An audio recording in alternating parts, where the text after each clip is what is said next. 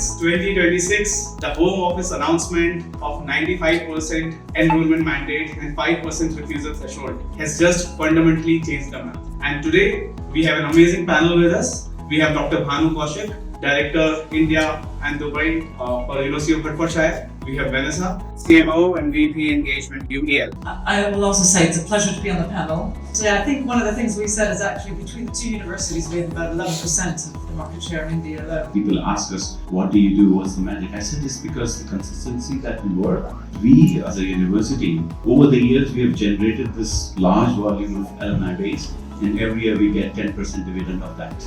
We at GeeBee have moved from chasing volumes with a financial sustainability vetting.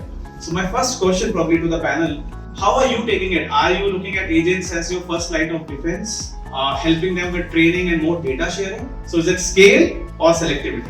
I believe it's not either about scale or selectivity. I think it's about intelligent control at scale is what we are looking at. But then we're trying to make sure that every student who walks in should become a winner, should get an extraordinary experience.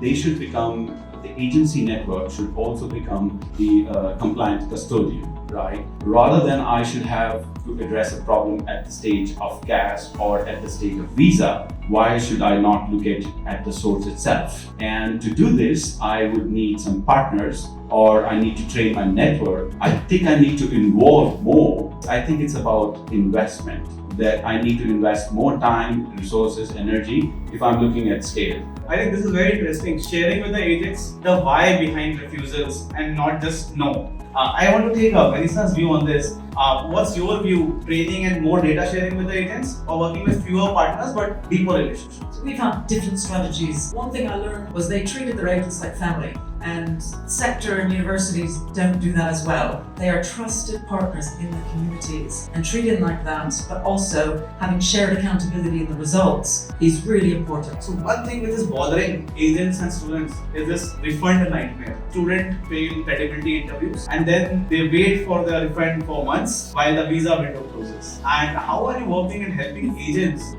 eliminate this last mile friction? Is it more precast interview preparation? Is it financial co-vetting together, or is something bolder? We did a very controversial thing in 21-22. The thing we did at this time was do a pre-screening center, operating center in Pune for high-risk markets. So if you make it through the pre-screening, you're 99.5% sure to get your visa. I understand this is there. At Hertfordshire, our practice is that we usually ask them to give a small deposit. We have kind of stitched a system where the refund gets moved.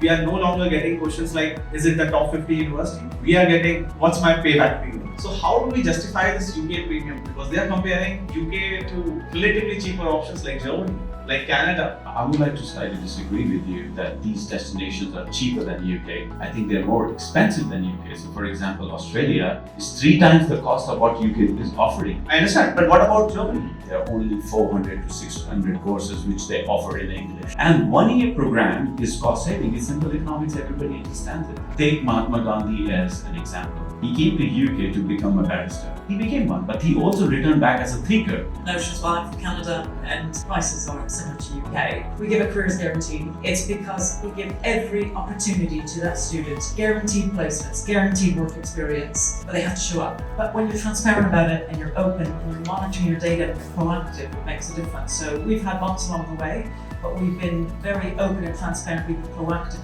in engaging and actually contacting UKVI before they contact us. Proactive is the word. I think proactive interventions is required because things will happen at this stage. Thank you, Bhanu. Thank you, Vanessa, for co-authoring this conversation.